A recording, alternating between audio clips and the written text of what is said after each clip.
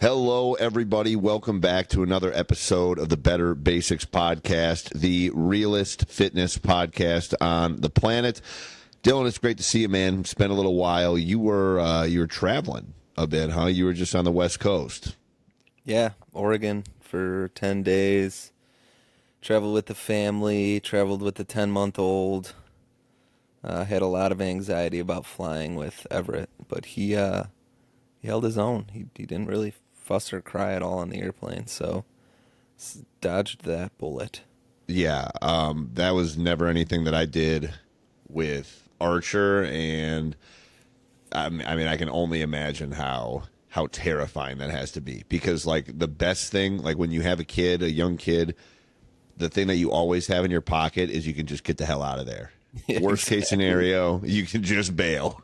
Yeah, you can't on the plane. He did really want to pull the hair of the lady in the seat ahead of him, and he's really active right now. So, kicking the seat, and he likes to play drums on the little thing that pulls out. So, but that much better. I always feel horrible for people whose kids are crying on airplanes because I can just imagine how they're feeling, and I'm glad I didn't have to feel that way. Yeah, I think it's one of those situations where it says a lot about you as a person, how you react when somebody else's child is crying. If I it, think that's very true. If you you're know, if you're traveling in the year of our Lord 2024 and you don't have noise canceling headphones, like that's on you, bro. Like, yeah, I mean, like simple as that. Like, be yeah, prepared. If you are in a situation where there is a screaming child, I promise you that the person that is holding the child is I more promise. concerned about it Yeah. than you. So take a deep breath, use it as an opportunity to practice some mindfulness, and give that person a little bit of grace instead of turning and giving them the dirty look, because And that's always the worst feeling. it is. It's Oregon, by the way, not Oregon. Oregon. Okay, you knew that. Did I say Oregon? No, I'm just informing you. Yeah, Oregon. Yeah.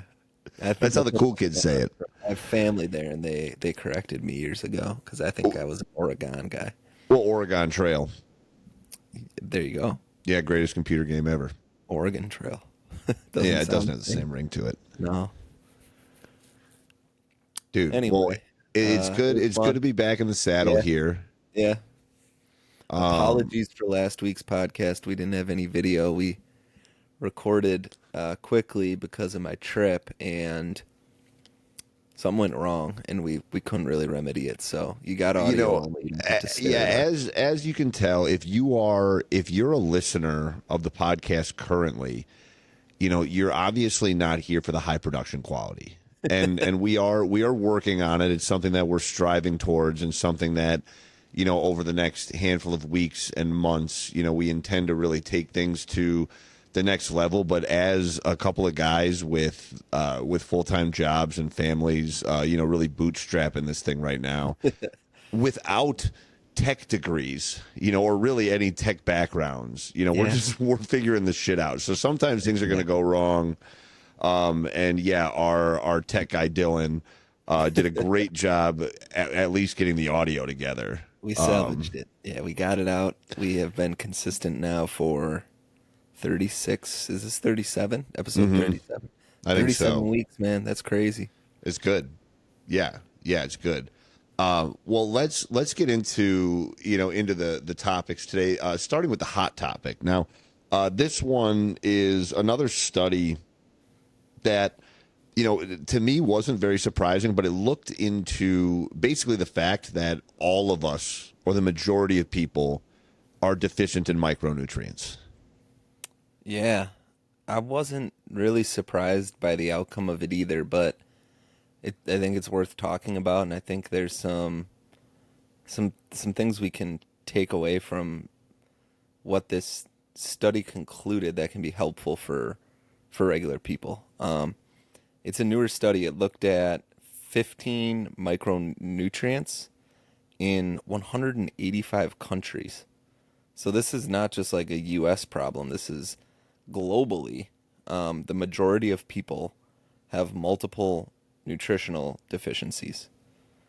So that's pretty crazy. One of the researchers is quoted saying, most people, even more than previously thought, across all regions and countries of all incomes, are not consuming enough of multiple micronutrients. So we get this stuff from our diets, right? And I think a lot of times what people look to is, especially in cases where we're maybe not eating well enough, things like a multivitamin. But this wasn't just like people that eat Big Macs all the time. Like this was found in, there were people in here that were bodybuilders, that were, I mean, all sorts of people that probably think they're eating pretty well. Turns out that even if they are, they're still not meeting the micronutrient needs that they require. Yeah, and so this it says a couple things to me right away. Well, so first off, the initial thought is, well, then a multivitamin should be, just like a step one, right? That would be like an immediate conclusion. But the fact of the matter is, we know that the majority of multivitamins on the market are not sufficient enough to help with these nutrient deficiencies. Namely because they're just slapping a bunch of stuff together in whatever dosages the creator thinks the average person needs. And so, this isn't as simple as just being like, well, take a multivitamin and you're good. So, it's not quite as simple as that.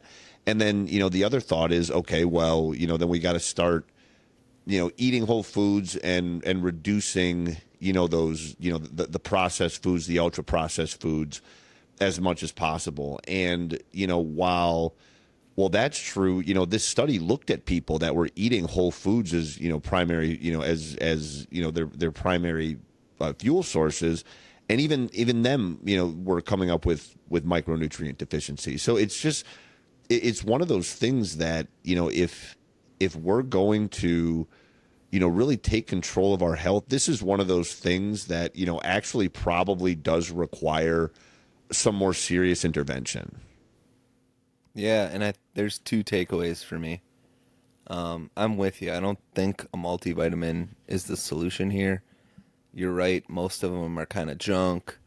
You could be deficient in certain things, but too much of other things could also become problematic. So if you're Yeah. just throwing the kitchen sink at it, that could come with some consequences as well. Yeah, and I before you go to the next one, I just want to say Yep. one more thing about the multivitamin. So I apologize for interrupting, but even if it is a really high quality one, if it's not designed for you, if it's not Yeah. something that is specifically taking care of the vitamins that you are deficient in, then it is going to have some problems. Too much of a good thing exists. Yeah, and if you wouldn't have cut me off, I would have got to my point, Oh, which was well, I wanted to make sure I got that in. that was really good. Um, I do think there's maybe an opportunity for more targeted supplementation, but you have to have the means to be able to do that, right? You'd have to have Right. some blood work done to sort out, which primary micronutrients you're lacking in, and then by identifying those, you could take specific vitamins and minerals to meet those micronutrient needs. So, for example, you could get some blood work done. You find out you're deficient in magnesium. You could supplement with magnesium, or even better, magnesium-rich foods. Get retested, 3, 6 months later to see if what you're doing is working to help you meet your need. So I think there's an opportunity for that, but that's not a low-cost intervention. That can be more expensive, especially around the testing itself. The other, which he discusses, this came from Mental Henselman's, and he talks about tracking, but not tracking like we traditionally think of tracking calories or tracking macronutrients, but rather micronutrients. And there are some pretty decent apps out there that do this pretty well, where you can put in what you're eating just like you would if you were tracking calories, but it's going to break down the micronutrient profile of those foods and help you to understand if you're getting through your diet the level of micronutrient needs required. And this is interesting to me. I've never really considered this too much. I certainly try to, we've talked about before, get my 3 servings of fruit 3 servings of vegetables and a serving of legumes every day. But I'm intrigued by this. This might be something I try out just for a short period of time, not obsessively or for a long period of time, just to understand how are the things that I'm eating impacting my micronutrient requirements.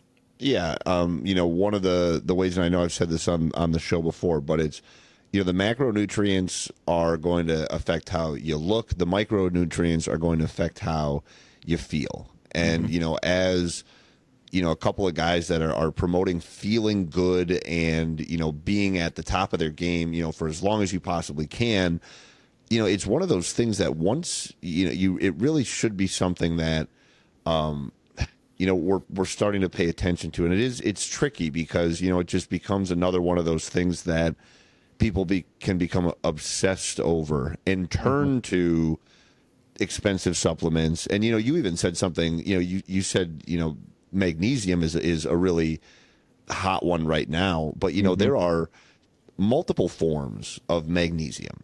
And if you just hear, from, oh, I'm probably deficient in magnesium, or maybe you get tested and you are deficient in magnesium, but you just go ahead and take whatever, magnesium supplement it shows up on Instagram next, without doing enough research, that might not even be the right magnesium for you. And so it gets really tricky with micronutrients. And that is one of the things where it really does help to, have that Rolodex, have, whether it's the trainer or, your nutritionist or dietitian or whomever you can speak to, about this, have these informed conversations. But at the end of the day, you have to be your own biggest advocate for your own health. And, hopefully, it matters enough to you to do some of this research, because there really is, so many different, twists and turns that can go along when it comes to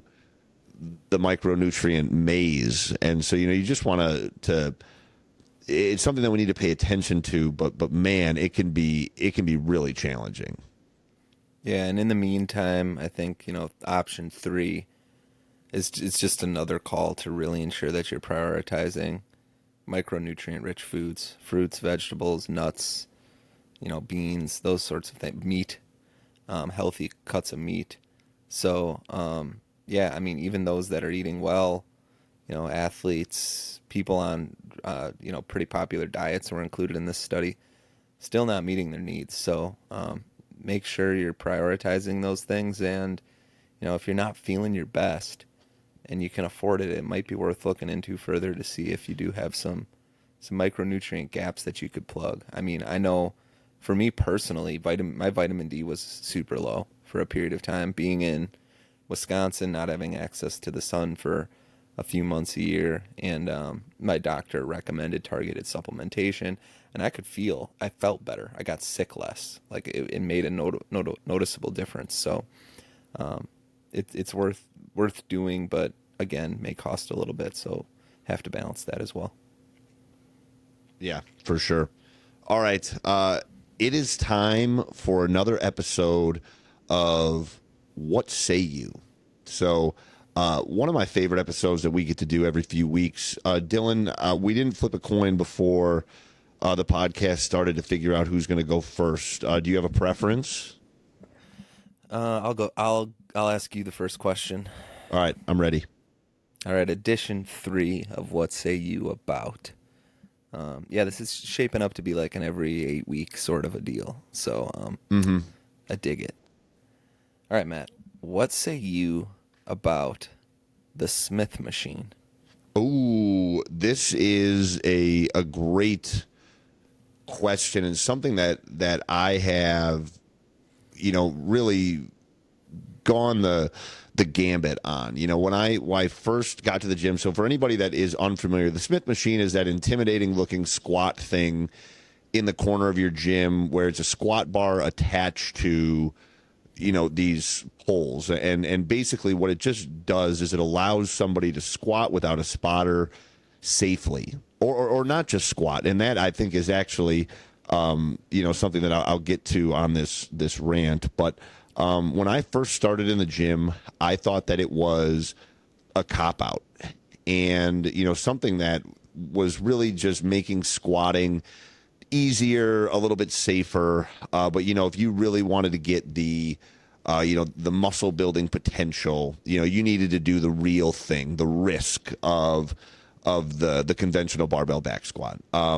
I don't think that way anymore. I think the Smith machine, when used properly, can be a really useful tool. One, it is something that if somebody wants to try squatting heavier, but they don't have a spotter or spotter arms in the gym, it's something that can give them confidence to try something heavier.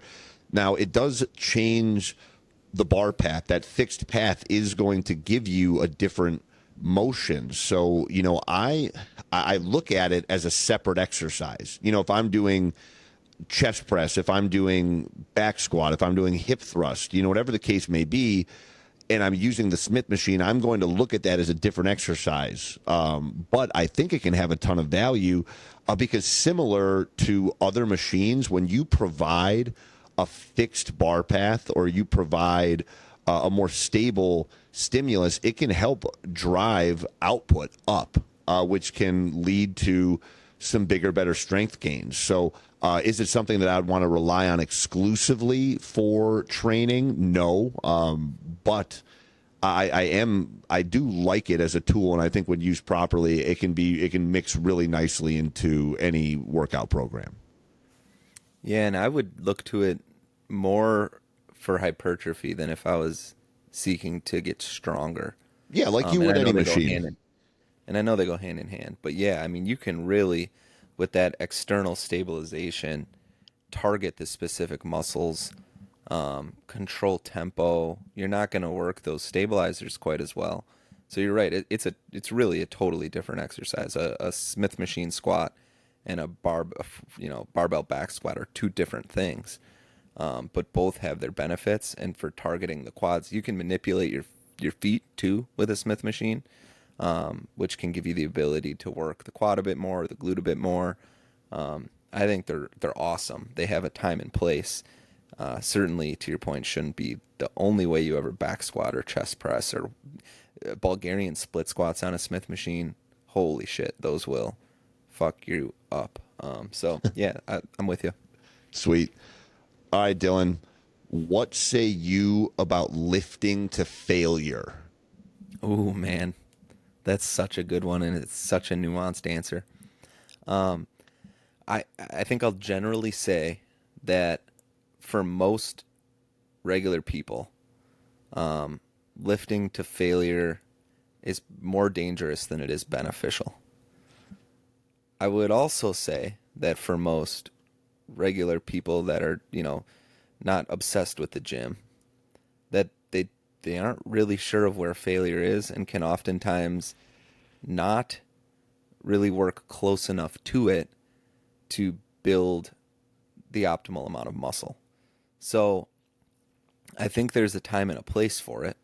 I think that anybody that's telling you you have to train to failure to build muscle is not telling you the truth. I think there's certainly opportunities to manipulate how closely you train to failure throughout different types of programming, and in many cases, especially if your frequency is pretty high, you probably don't want to be getting too close to failure. You can get away with building muscle at 3-4 reps short of failure if the frequency is enough. If you're a person who's only going to the gym a day a week full body, or maybe 2 days a week full body, you're certainly going to want to increase that intensity, and training closer to failure will do that for you. So I guess in conclusion, for the average person, I think there's value in figuring out where failure is. I think that depending on how frequently you're training will dictate how often you're going to work to that bar, to that failure bar. And if you're a trained athlete, if you're somebody who's been strength training for quite a while and you haven't ever trained to failure, that a season of doing that could be really beneficial. But you absolutely, when you do that, have to train differently than if you're training, 1, 2, 3 reps short of failure, because the demand on your body will be significantly higher, and therefore to optimize the muscle building to recover from the stress that you gave your muscles, you'll need to give yourself more time to achieve that recovery. Absolutely, man. You nailed that. I love it. I think that it's something that should be done periodically.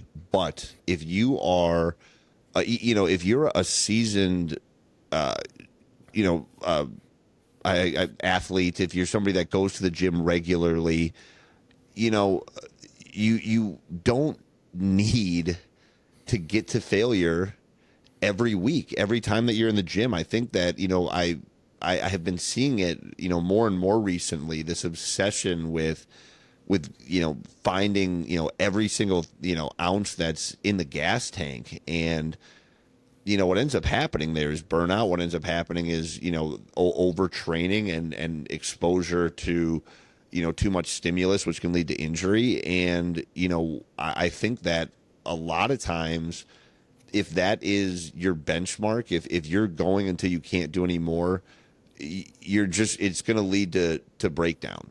Let me make one other point on the kind of contrary. So, while we're on the topic, if you're a person who has trained pretty close to failure all of the time throughout your strength training career, there is massive opportunity for gains in looking to train your muscles more frequently at significantly less intensity. So, for example, if you've been training chest 2-3 days a week, pretty close to failure, train your chest 4 or 5 days a week with 2 to 4 reps left in the tank. Totally different adaptation that offers a whole new stimulus for muscle building. So both have their advantages. And yeah, I think we're generally in agreement that it has a time and place, but is maybe a bit over pushed right now. Yep, exactly. All right, Matt. What say you? And this is topical to the conclusion to the conversation from the hot topic. Although we were talking about tracking micronutrients, I want to know what you feel about calorie and macro trackers and apps.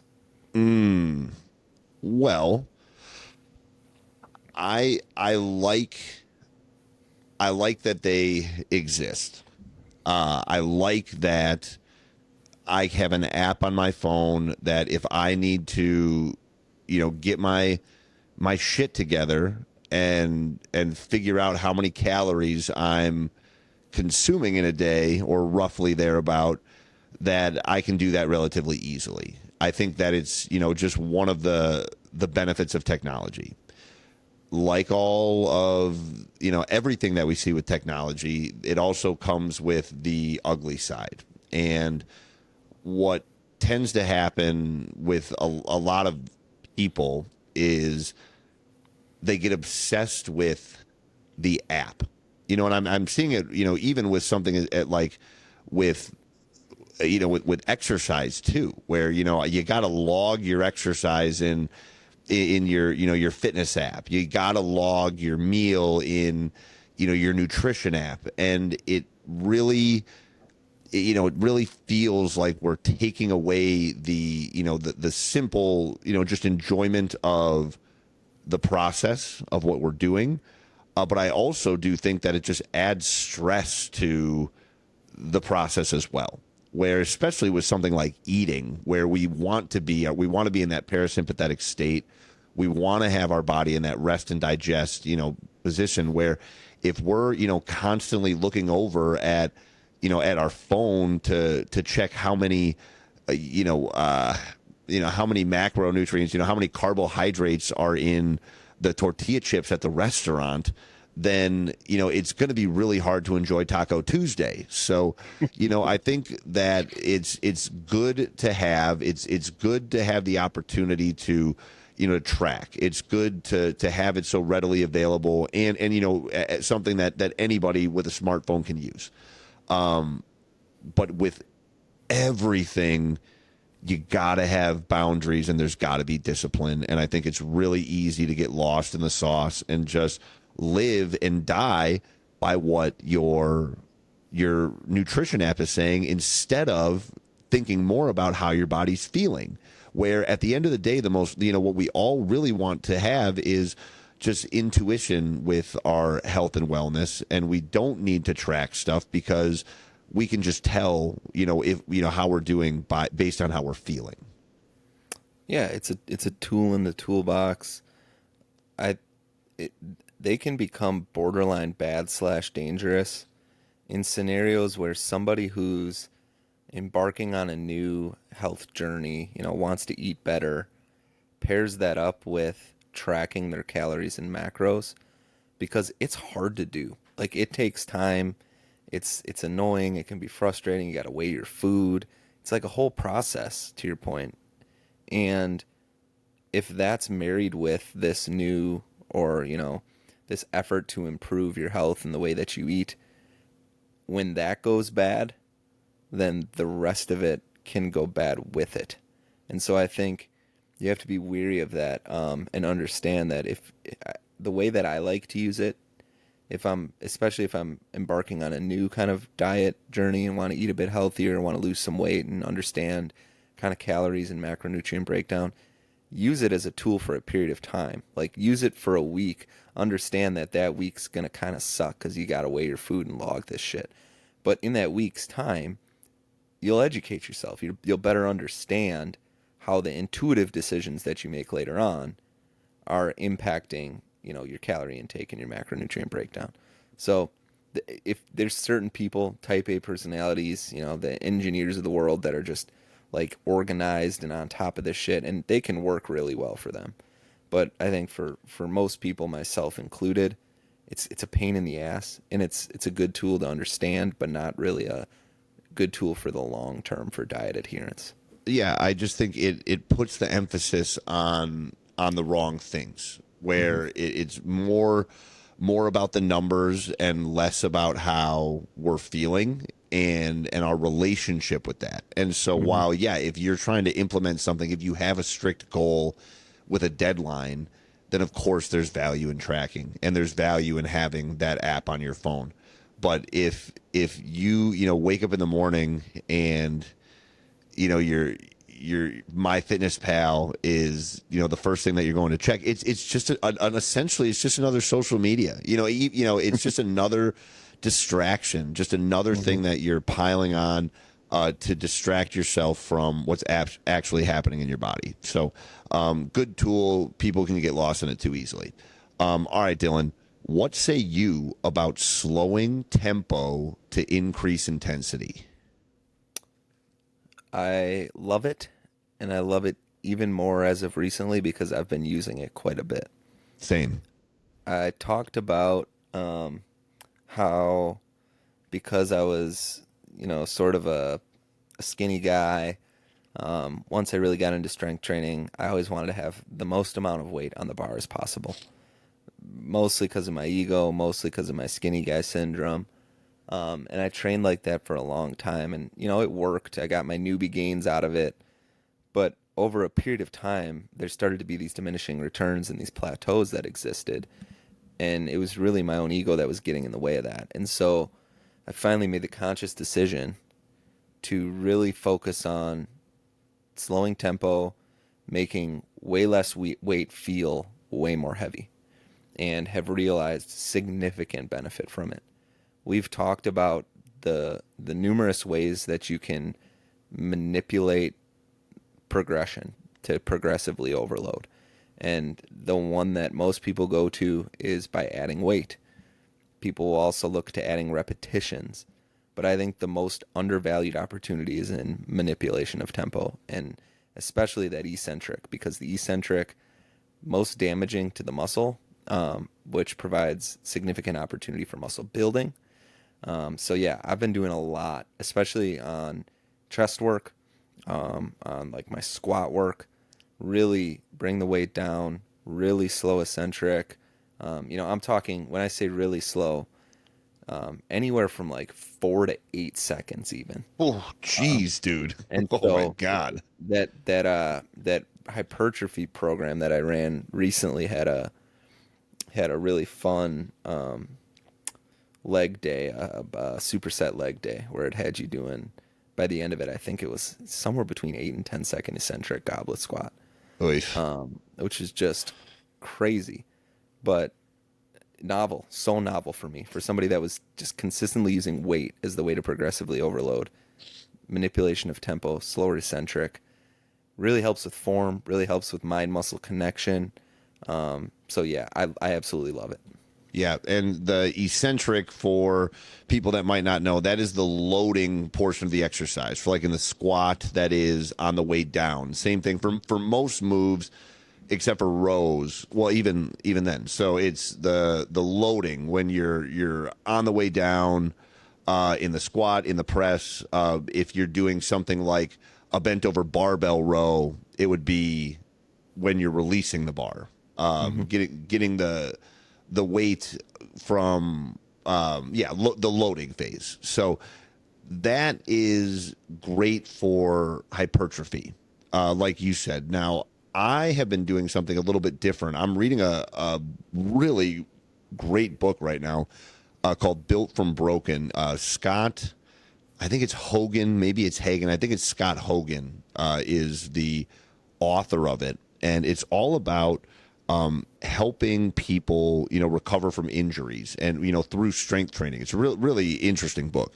But what he talks about is not just the eccentric portion using tempo, but also using it for the concentric portion, and not exclusively, but it's a good thing to do every once in a while, because what that really does is helps build that mind muscle connection and really gets you paying attention to what muscles are firing during the movement, which I think can be so important, especially as we start to progress and starting to get over plateaus, is really learning to pay attention to what muscles are working when during an exercise. So I wouldn't train with the slow concentric portion all the time, because when we know, as far as like strength building and power building, building a more athletic body, you want to be generating some force during that portion of the movement. But if you're dealing with some aches and pains, if you are struggling with a particular move, like you said, anywhere from like 3 seconds to, 8 seconds. I mean, 10 seconds is ridiculous, but as slow as you can go, and really like allowing the gravity to make that weight feel heavier, it can really, really have a profound impact on how a move feels, and, how you end up adapting to it. Hell yeah. All right, I got a weird one for you. All right, bring it on. Matt, what say you about plant-based milk? Gross. I don't like it. I think plant based milk is gross. I am I am not joking when I say I support the movement where I don't think it should be called milk. I think we got to come up with something with a. It's just almond water, something, because Yeah. it's just it's a completely different thing. And while I do understand that there are, obviously for people who are lactose intolerant, having these other alternatives can be good. But if you look at the ingredients that are in the majority of these plant-based milks, there are so many gums and emulsifiers and flavoring agents and all these things that you really have to wonder if, it just seems like another one of these things that we have been, told are healthier for us, when in actuality, like, sure, maybe pure almond milk, in quotation marks, might have some really great health benefits. But you know what else has some pretty great health benefits? Milk, real milk. If you are not lactose intolerant, if your body's able to process it, it is a great source of protein. It can, great source of healthy fats. It's something that, you mentioned this, a podcast or two ago. If you're looking for a way to up your calories, if you are in a bulking phase, having something like whole fat yogurt or whole milk can be an awesome addition. And even something like skim milk or low fat milk can be an awesome protein source. So I understand. I'm not mad that these alternatives exist. I'm just grateful that I don't have to drink them. And I do think the people that are making the claims, the health claims behind them need to get off their high horses and really look at what the heck is in these products. And not all of them. I'm sure that there are very expensive almond and coconut and macadamia milk companies out there that use as few gums and emulsifiers as possible. But it's just one of those things that I really don't think it is the health food or beverage that people claim it to be. Yeah, plant-based milk can go in the trash right next to the skim milk, man. Oh, all right, man. Hell yeah. It I'm totally with you on the health benefits. Like milk, real milk, like a whole milk, fairly caloric, but packed with micronutrients. Like very, very good for you, to your point, if you can tolerate it. So the only place that these belong, these plant-based milks, is in the garbage and in the refrigerators of people that are, have a cow's milk intolerance or are lactose intolerant. Otherwise, you should be drinking milk. And so they've gotten so much attention, so much craze. You walk into any grocery store now, there's tons of different options for different types of plant-based milks and creamers. And if you like them, they are lower calorie, fine, have at them. But this demonization of milk and dairy that existed for so long, I think really needs to be flipped on its head. If and where you can tolerate it, dairy has so many benefits. So if you're a person who's turned to these plant-based milks because of fears that have been manufactured around dairy, I think that's a bit unwarranted and you should go back to the good stuff. And if you are drinking plant-based milks and your tummy hurts, stop drinking the plant-based milks. Like there is so much crap in them, much crap in them. I mean, Yes. it's ridiculous. I'm glad that we're lockstep on that one. And as one of my favorite television characters of all time, Ron Swanson, would say about skim milk is just water lying about being milk. So, yes, skim milk can suck it. Are we? Do I have two more left, or is this my last one? I think you got two. Okay, cool. All right, I'll give you my weird one. You gave me your weird one. I'll give you my weird one. All right. So our boy Jordan Syatt just did a hilarious reel reaction regarding this one. It's coffee enemas. Oh, good Lord. Um, oh, Jesus. Okay. There's a million different things I want to say about this, but I'm going to keep it short. Coffee goes down this hole. All right. I'm pointing my mouth. It's delicious. It is rich in antioxidants. It has caffeine, which can give you a bit of energy. You don't want too much of it, but a little bit of it, okay. This trend around coffee enemas is not about any of those benefits that come from drinking coffee. It's about cleansing or clearing the digestive tract. And I think it's crazy. I think it's borderline dangerous in some cases. There have been all sorts of people that have either gone for a coffee enema or, God forbid, done one themselves and wound up in all sorts of trouble as a result of it. So I don't know a ton about why they're actually going for this beyond it clears out the digestive tract, removes, harmful bacteria, fungi, whatever might be in there that's causing you gut distress. But if you're having those sorts of problems, I think there are a million other solutions you should be looking to before you pursue putting coffee up your asshole. Yeah. If you're looking for ways to improve your life, there are so many things before putting coffee up your butthole that we could talk about. There's so many things. The coffee enema, it's meant to be a colon cleanse. But I mean, you can buy a kit and do it in your own home, Fuck off. which ex- Jesus Christ. exactly. Yeah, I mean, if you're like looking for that much of a change up that you want to butt chug coffee, I mean, like, give me a call because I've got plenty of stuff that I can sell you, as well.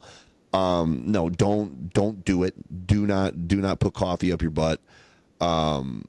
It's not going to do what you think it's going to do. If you have gut problems, if you have stomach issues, we need to start with what you're putting in your mouth, not by putting stuff up your butt. So they're just thinking about the wrong hole. Yeah, I can just picture the two idiots in a room that were like, you know what we should do? Maybe Yeah. geniuses, the two geniuses. We should put coffee up our butt and call it a colon cleanse. And it's so fucking weird and crazy that millions of people are gonna think it works and give it a try. It's just absurd. Like even if there is a benefit to it, which I don't understand the science well enough to make a proclamation on that. What I can say for certain is in the scope of big rocks to small rocks. This is like the Yeah. unidentifiable grain of sand at the bottom of the deepest part of the ocean. So you don't need this shit. Like certainly don't do it at home. If you're talking to a naturopath and they're suggesting it, I'd ask them a million questions and ask for probably like a some sort of liability waiver or something that says, that you're protected because I know stories of people that have had terrible experiences with this. So, Well, just um, imagine, even if it's not coffee, just imagine shooting a bunch of water up your butt and think about all of the bad stuff that could possibly happen because of that. yeah, when I was a kid, we were at a water park, and I think my dad went down a water slide, and he got a whole bunch of water up his ass. That was the time I learned the word enema. I think I was like 12 years old. So, yeah, you don't want it. I can tell you, my dad did not enjoy that. Shit, Oh, that explains so much. it Oh does. my God. That's incredible. Oh man. All right, onward. Um, Last one for you, Matt. I genuinely don't know what you feel about this, so but they're trendy. So, what say you about weighted vests? Oh, I mean, do you want to give me any like context that like for them? Just I want you to talk about. Well, okay, I think there's probably a few ways that they're used. Some people will just put them on and go work out, Right. and then other people use them for a specific activity like rucking. Yeah, okay. So Okay, I got it. want to Yeah, know maybe perfect. your thoughts on both. Yeah. So, yeah, so cuz that was exactly the distinction. If you think that just walking around with a weighted vest is going to make you feel better and stronger and lose weight, you're wrong. But there are times where using a weighted vest is good. Like it's a good way to load certain exercises like a pull up or like especially like plyometric exercises. Like if you're going to do something that you want to work on explosive movements, and you don't want to be holding weights, or maybe it's not safe to be holding, a barbell or dumbbells or kettlebell or whatever. A weighted vest can be a really good tool. As far as rucking goes, I like the concept of rucking in general, which is basically just walking with a heavy backpack or a weighted vest. Military guys made it cool. If that's how you want to enjoy nature, that's fine. I am not really into it. You and I have gone on backpacking trips, so obviously I don't have an issue with walking with a pack on, but just doing it around my block to be like Jocko Willink, isn't really my style. But if you like it, go for it. But there really does seem to be this trend of people that will just go to the gym and by default they all must have watched the same TikTok where they just put on the weighted vest and they do their normal workout with it. And the idea, I'm assuming, is because you have this added weight, so you're going to burn more calories. But really, what it just does is just compresses your spine. You don't need that extra weight all the time. Having extra weight on you all the time is a bad thing, which is why it is so crucial if you are overweight or obese to get your body down to a healthy weight. So I think it's a tool that, like everything, can be used really well by smart people, but gets used by a bunch of idiots even more. Yeah, if you're a person that likes to walk and you're trying to lose some weight, throwing a weighted vest on will burn a few more calories. Um, I think also it's good for cardio, right? Like you can essentially, if you went for a walk at like a kind of zone one pace, but threw a rucking vest on, your heart rate would get up higher. You'd be more in like a zone two, maybe even zone three, depending on if you're walking uphill. Mm-hmm. So, for VO2 max training, for just general good, health and cardio training, it can be a really useful tool because you don't have to jog, you don't have to run. It's not going to put that stress on your joints. If you're a little bit older, you might look to a weighted vest as a way to train cardio without having to run.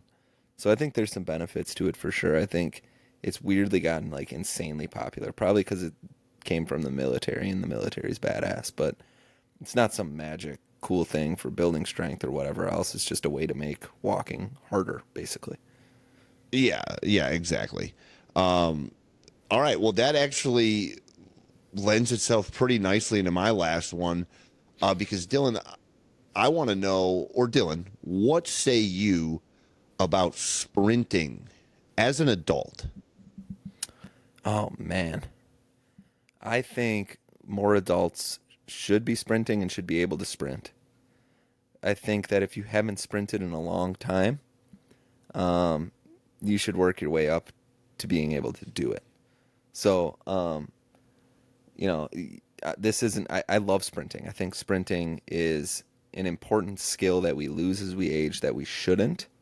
And so that means if you're hearing this and you're thinking to yourself, sprinting is good for me, I'm going to go sprint tomorrow, but you haven't sprinted in 10 years, you should not do that.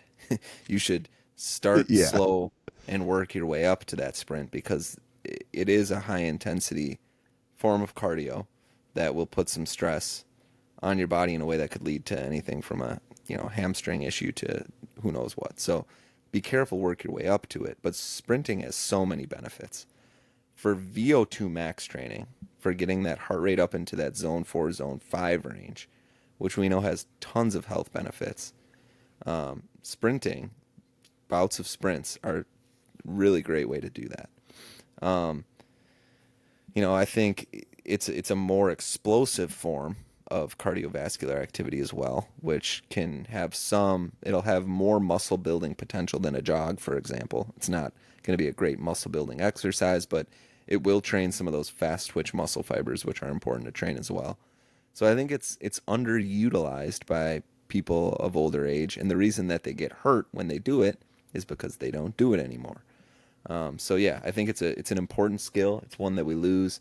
I think everybody should maintain or work back towards maintaining and test out on a somewhat frequent basis. Yeah. I mean, I think that every active person should find an excuse to sprint on a weekly basis. And the best way that you can do that is through some sort of sport or activity. But the problem with that is as we get older, we don't warm up like we should. And sprinting is one of those things where, very much like I've said about the barbell back squat, it is such a skill. that requires practice, and it requires the attention to detail that a really intense move like that should. So making sure that you're warming up your body, making sure that you are complementing that with a quality strength training program so that your legs and your core are in a position that to be strong for that. But like you said, the biggest thing is not trying to do what you remember doing in gym class. Starting slow, just finding some open space, and not even getting to top speed. If you haven't gotten to 60% speed in a while, then you just got to figure out, get to there first and get there consistently, and then slowly start to build. But I really do think that everybody needs to look in the mirror and say, when was the last time that I actually sprinted, and how can I safely implement that back into my routine? Because like you said, there are so many benefits, and really is something that, because of those VO2 max benefits, which as far as longevity is concerned, we know is super important. There's not a whole lot like it as far as being able to improve those markers. So, I'm all for it. But yeah, I mean, you don't want to be the guy at kickball that boots one and then starts running down to first full speed and blows out an Achilles or pulls a hammy or something, because we all know that guy. So make sure you're warming up properly, make sure you're strength training. But if you are doing those things, like, get your ass out there and move a little bit. Mm-hmm. Hell yeah. All right, that is that another round of What Say You About in the books. I like that one, Dylan. This is always fun. Let's start to wrap up the show here. Do you have something for the Q&A today? I do, and I hope you're qualified to answer it. Oh boy! All right, here we go. I don't have a ton to say on it, but okay. This person recently saw, I think on Instagram, that Giannis Antetokounmpo, Milwaukee Bucks star, was doing Pilates. Yeah. And Pilates it seems to be trendy. Like, there's Pilates studios popping up again all over the place. So the question is, what is Pilates, and what are the benefits of it, and should I think about doing it? Well, okay. There are so many reasons why you should do Pilates. It's such an awesome exercise tool. I actually, this winter, I went and took the first level of like Pilates reformer certification. So the reformer is the machine. Now, not all Pilates is done on that. There's floor Pilates, which is basically just like a more intense yoga.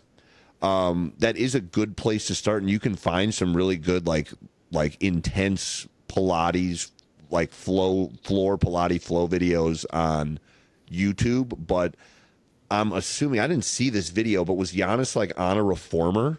He was on a reformer. That's a crazy. I mean, got to be custom built.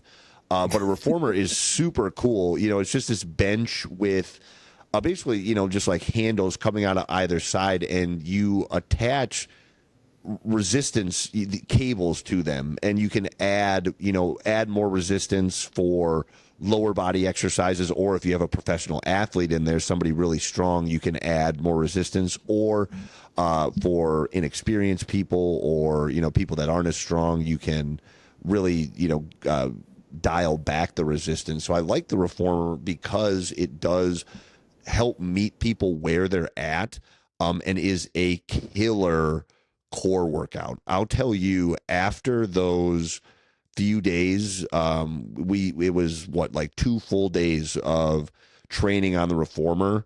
My core was feeling it in places that I've never felt it before, because it is these really intentional movements, very much like we talked about moving with tempo. That's a lot of what Pilates movements are. So I think that everybody should should try it out.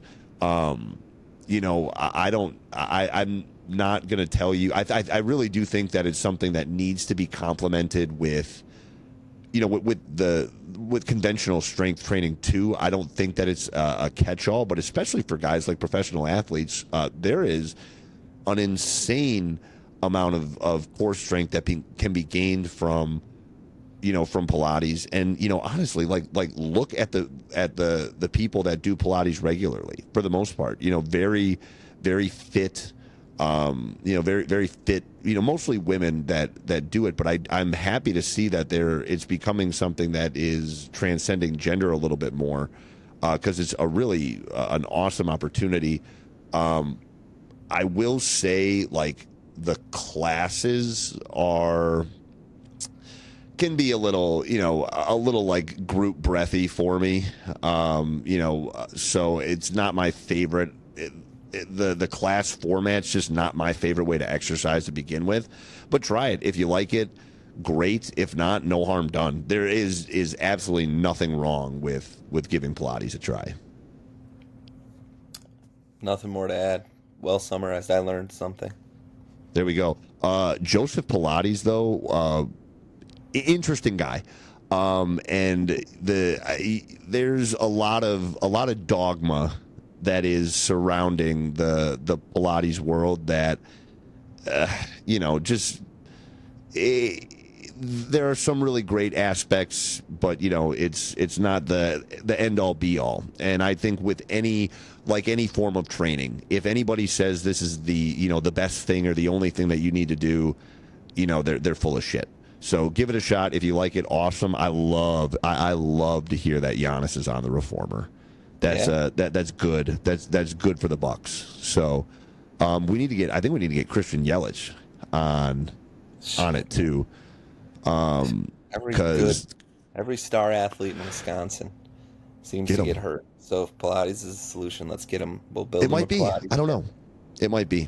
All right. Let's bring it on home with the I Lift a Sad Song of the Week, sponsored by thebasictrainer.com online store, where you can get an I Lift a Sad Songs tank top that, Dylan, I mean, I've almost worn mine out. I love it. It's so comfortable. It gets a ton of compliments. It is a great shirt. I love it. And this one, I'm really surprised that I hadn't thought of this song before. It is one of the saddest songs that I've ever heard. I know you love it. I think you love it. Rivers and Roads by The Head and the Heart. Wow, I do love it. I haven't listened to it in years. Oh, I know, dude. It's a great song. If that song doesn't make you cry, then you don't have a soul. All right, everybody. Thank you so much for listening. We appreciate it. See you next time.